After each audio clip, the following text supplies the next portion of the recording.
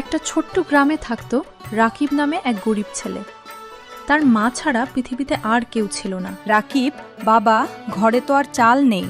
আর যদি কোথাও একটা কাজ পেতে পারিস। চিন্তা করো না মা, আজ আমি শহরে যাব, কিছু না কিছু কাজ নিশ্চয়ই পাবো। চাচা, একটা কাজ দিতে পারবেন কি প্লিজ? না বাবা, এখানে কোনো কাজ হবে না বাবা, অন্য জায়গায় চেষ্টা করো। চাচা, একটা কাজ দিতে পারবেন কি প্লিজ? না বাবা, এখানে কোনো কাজ হবে না বাবা, অন্য জায়গায় চেষ্টা করো। এক দোকান থেকে আরেক দোকান, কিন্তু কোথাও কাজ পেল না রাকিব।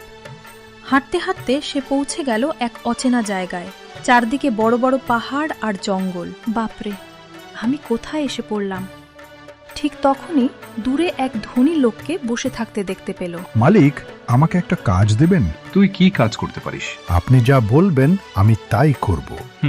তাহলে আমার সাথে চলো। আমার সকল ধরনের কাজ তোর করতে হবে, যেমন বাড়ি পরিষ্কার রাখতে হবে এবং বাজার করতে হবে এবং সব সময় আমার কথা মতো চলতে হবে। তাহলে তোমাকে আমি কাজে লাগবো। বাবা, এতদিন তুমি কই ছিলে?